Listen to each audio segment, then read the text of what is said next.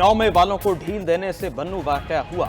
नौमे के मंसूबा साजों और सहूलतकारों को कैफरे किरदार तक न पहुंचाया तो मजीद इंतशार फैलेगा। बन्नू वाक़े पर फौज का रिस्पॉन्स एसओपी और ऑर्डर के मुताबिक था। DGI-SPR लेफ्टिनेंट जनरल अहमद शरीफ की न्यूज़ कॉन्फ्रेंस। कहा, बन्नू कैंट पर हमले में हमारे 8 जवान शहीद हुए। जवाब में तमाम दहशतगर्दों को हलाक कर दिया गया। अगले दिन बन्नू के लोगों ने कहा, हम अमन मार्च करेंगे। हुजूम में कुछ मुसल्ला लोग शामिल थे जिन्होंने फायरिंग की। बन्नू अमन मार्च में रियासत और फौज के खिलाफ नारेबाजी की, पथराव किया, दीवार को गिराया और वहां राशन के डिपो को लूटा गया। वाक़े से किलोमीटर दूर भी कुछ लोगों ने फायरिंग की। अमन का क़याम सूबाई हुकूमत की जिम्मेदारी है, फौज की नहीं। अगर किसी हुजूम में मुसल्लह अफराद शामिल हों तो उनको रोकने की जिम्मेदारी किसकी है? समझ नहीं आता एक सियासी जमात अपनी सूबाई हुकूमत के खिलाफ किस बात का एहतजाज कर रही है। फौजी तनसीबात पर कोई बलवाई आता है तो पहले वार्निंग दी जाती है, फिर हवाई फायरिंग की जाती है। इंतशारी टोला ना रुके तो फिर जो करना हो वो किया जाता है।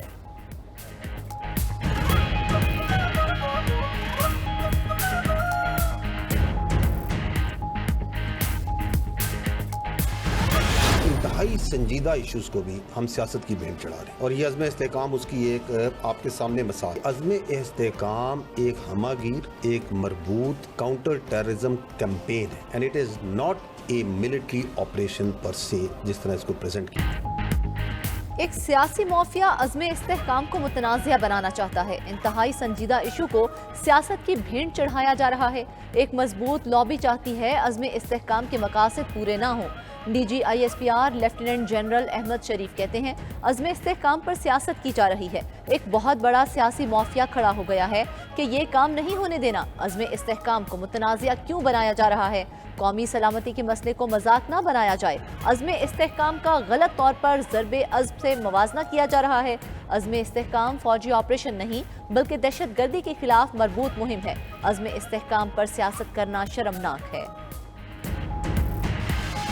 ये जो दहशतगर्द हैं, इनके साथ ये डिजिटल दहशतगर्द कैसे वेल सिंक्रोनाइज थे कि जैसे ये वाकया होता है तो सोशल मीडिया पे एकदम हंगामा खड़ा कर दिया जाता है कि फौज ने सीधी निहत्थे लोगों पे गोलियां चला दी। पुरानी तस्वीरें, दूसरे ममालिक की बच्चों की तस्वीरें, जख्मी बच्चों की निकाल के लगाई जाती कि ये देखें जी बन्नू में आज ये बच्चे को मार दिया गया, गोली मार दी। बन्नू में दहशतगर्दों के साथ डिजिटल दहशतगर्द भी थे। वाक़े के बाद पुरानी तस्वीरें निकाल कर प्रोपेगेंडा किया गया। डिजिटल दहशतगर्द हो या आम दहशतगर्द, दोनों का निशाना फौज है। DGI-SPR लेफ्टिनेंट जनरल अहमद शरीफ का कहना है, हालिया कुछ अरसे में मुसल्लह फौज के खिलाफ मुनज़्ज़म प्रोपेगेंडे और झूठी खबरों में इजाफा हुआ है।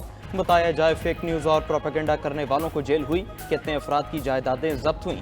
जिसका जो दिल चाहे कह देता है। फौजी क़यादत के खिलाफ बेहुदा बातें होती हैं। डिजिटल दहशतगर्द का पता नहीं होता वो कौन है और कहाँ है। नूर वली महसूद की कॉल से हमारा मजीद मजबूत होगा।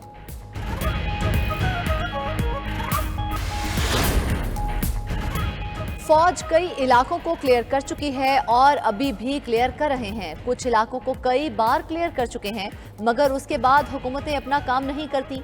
अपना काम ना करने के लिए सियासी बयानिया बनाया जाता है। DGI-SPR की न्यूज़ कॉन्फ्रेंस। कहा, एपेक्स कमेटी ने ऑपरेशन अज़्म इस्तेहकाम की मंजूरी दी। इजलास में फैसला हुआ, दहशतगर्दी के खिलाफ मुहिम को अज़्म इस्तेहकाम के नाम से मुनज़्ज़म किया जाएगा। कौमी धारे के तहत इत्तेफाक राय पैदा किया जाएगा।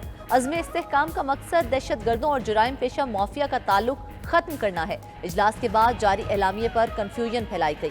कौमी वहदत के मामले को भी सियासत की नजर कर दिया गया। पहले नोगो एरियाज की वजह से लोग बेघर हुए थे। इस बार मुल्क में नोगो एरिया नहीं, इसलिए किसी को घर से निकाला नहीं जाएगा।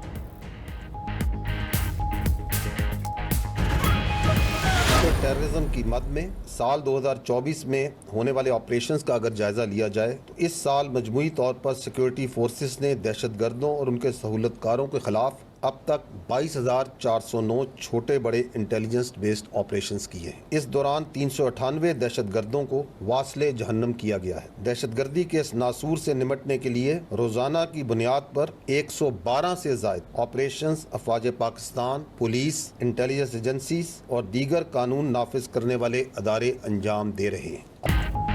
इस साल सिक्योरिटी फोर्सेज ने 22,409 इंटेलिजेंस बेस्ड ऑपरेशन किए। ऑपरेशंस के दौरान 31 इंतहाई मतलूब दहशतगर्द हलाक हुए। मजमूई तौर पर 398 दहशतगर्दों को कैफरे किरदार तक पहुंचाया गया। इंटेलिजेंस बेस्ड ऑपरेशंस में 137 अफसर और जवान शहीद हुए। सिक्योरिटी इदारे रोजाना की बुनियाद पर 112 ऑपरेशंस अंजाम दे रहे हैं। हम हर घंटे में 4 से 5 ऑपरेशन कर रहे हैं। لیفٹیننٹ جنرل احمد شریف نے مزید کہا کہ ملک بھر میں 32,000 سے زائد مدارس ہیں، ان میں سے 16,000 رجسٹرڈ ہیں، 50% رجسٹرڈ نہیں۔ باقی مدارس کہاں ہیں اور کون انہیں چلا رہا ہے؟ کیا یہ فوج نے کرنا ہے؟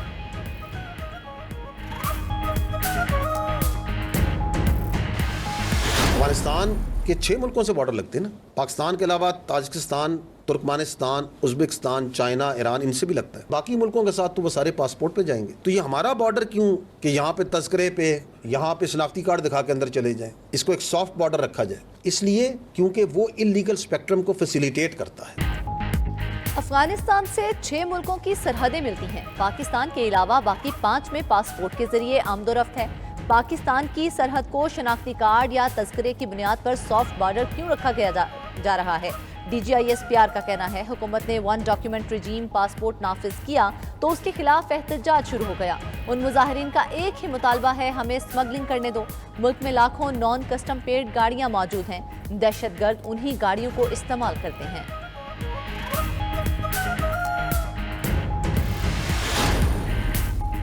مخصوص نشستوں اور پی ٹی آئی پر پابندی کے معاملات پر حکومت کی طویل نشست۔ وزیر اعظم شہباز شریف سے حکومتی قانونی ٹیم کی ملاقات۔ مخصوص نشستوں کی الاٹمنٹ اور سپریم کورٹ میں نظر ثانی اپیل پر مشاورت کی گئی۔ قانونی ٹیم نے پی ٹی آئی پر پابندی اور دیگر فیصلوں سے متعلق قانونی نکات پر بریفنگ دی۔ وزیر اعظم کی پیپلز پارٹی سمیت حکومتی اتحادیوں کو مشاورت میں شامل کرنے کی ہدایت۔ دوسری طرف وزیر اعظم شہباز شریف کی زیر صدارت وفاقی کابینہ کا کل ہونے والا اجلاس مؤخر کر دیا گیا۔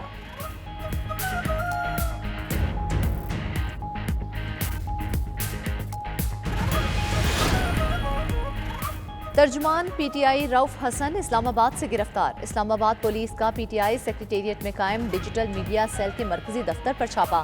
پولیس نے کمپیوٹر سمیت تمام سامان اور ریکارڈ قبضے میں لے لیا۔ پولیس کا کہنا ہے پی ٹی آئی کا ڈیجیٹل میڈیا سینٹر ڈس انفارمیشن کا مرکز بنا ہوا تھا۔ یہاں سے دنیا بھر میں پاکستان مخالف پروپیگنڈا کروایا جاتا تھا۔ پاکستان مخالف پروپیگنڈے میں براہ راست ملوث لوگوں کو گرفتار کیا گیا ہے۔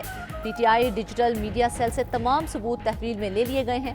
یہ ڈیجیٹل سیل رؤف حسن کی نگرانی میں چلایا جا رہا تھا۔ اسلام آباد پولیس نے P T I coordinator Ahmad Waqas Janjua کو بھی گرفتار کر لیا۔ ترجمان وزارت داخلہ کا کہنا ہے پی ٹی آئی ریاست مخالف پروپیگنڈے میں ملوث ہے۔ اس معاملے پر GIT تشکیل دی جا رہی ہے۔ ایفیڈیوٹ نشانہ تھا، ریڈ بہانہ، فارم 47 گورنمنٹ، ان کو یہ چیز بالکل ہی ہضم نہیں ہو رہی کہ سپریم کورٹ نے جو فیصلہ اپنا سنایا اس پہ ریزرو سیٹس کے حوالے سے مائنورٹیز کا اس میں انکلوڈڈ ہے کہ وہ پاکستان تحریک انصاف کو کیوں ملے۔ بیان حلفی نشانہ تھا، چھاپا صرف بہانہ تھا۔ ان سے سپریم کورٹ کا فیصلہ ہضم نہیں ہو رہا۔ پولیس کا چھاپا ہمارے ارکان اسمبلی کے بیان حلفی ہتھیانے کا بہانہ تھا۔ اپوزیشن لیڈر عمر ایوب کا پی ٹی آئی سیکریٹریٹ چھاپے پر رد عمل، کہا آج کی نیوز کانفرنس حکومت کی نااہلی کے خلاف فرد جرم تھی۔ بے نامی اکاؤنٹس بارے وزیر اعظم سے پوچھا جانا چاہیے۔ Chairman P T I barrister Gohar نے کہا حکومت جو بھی آپریشن کرنا چاہتی ہے اس پر پارلیمنٹ کو اعتماد میں لیا جائے۔ ہمیں آپریشن عزم استحکام کی تاحال کوئی بریفنگ نہیں ملی۔ عدالتی فیصلے کے بعد ہمیں ٹارگٹ کیا جا رہا ہے۔ ہمارے ارکان اسمبلی کو لالچ دیا جا رہا ہے۔ رؤف حسن کی رہائی کے لیے عدالت جائیں گے۔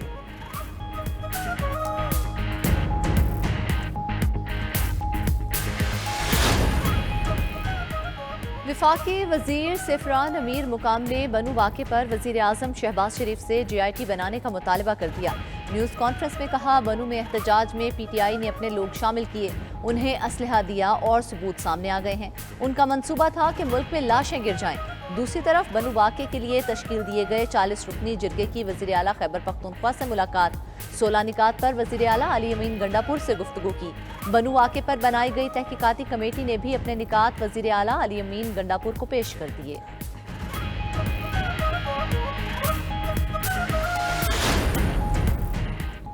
توشہ خانہ نئے ریفرنس میں تفتیش، بانی پی ٹی آئی اور بشرا بی بی کا مزید 7 روزہ جسمانی ریمانڈ منظور۔ احتساب عدالت کے جج محمد علی بڑائچ نے نیب کی مزید ریمانڈ کی استدعا منظور کی۔ بانی پی ٹی آئی اور بشرا بی بی کو مزید 7 روز کے لیے نیب کے حوالے کر دیا گیا۔ پنجاب فورنزک سائنس لیبارٹری کی ٹیم کی بھی اڈیالہ جیل آمد۔ بانی پی ٹی آئی سے 9 مئی کے واقعات کے حوالے سے تفتیش کی گئی۔ دوسری طرف بشرا بی بی کے نئے کیس میں گرفتاری سے بچنے کے لیے اسلام آباد ہائی کورٹ سے رجوع، عدالت سے تمام زیر التوا مقدمات، انکوائری اور نوٹسز کی تفصیلات فراہم کرنے کی استدعا کر دی۔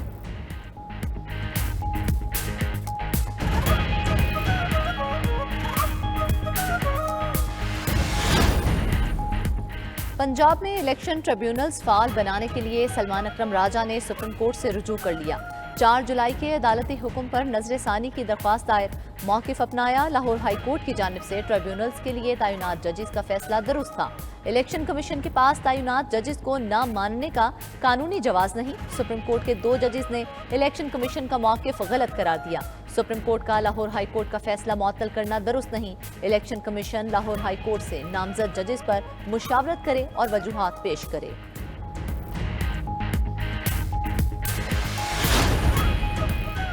£190 मिलियन रेफरेंस में मजीद एक गवाह का बयान कलमबंद कर लिया गया। अडियाला जेल में कायम अदालत में केस की समाअत। साबिक वफाकी वजीर परवेज खटक और जुबैदा जलाल के बयान पर जिरा मुकम्मल कर ली गई। परवेज खटक ने अपने बयान में तस्दीक के लिए दरखास्तें दी। मौक़िफ़ इख्तियार किया, अपनी गवाही में तस्दीक करना चाहता हूँ। काबीना मीटिंग में उस वक्त के वज़ीर आज़म के इसरार पर बंद लिफाफे में एजेंडा मंजूर किया गया। मुझ समय दीगर मेंबरान के इसरार के बावजूद इजाफी एजेंडा मंजूर किया गया। अदालत ने कहा, आप दरख्वास्त दायर कर दें, इस मामले को देख लेंगे। केस की मजीद समाअत 26 जुलाई तक मुलतवी।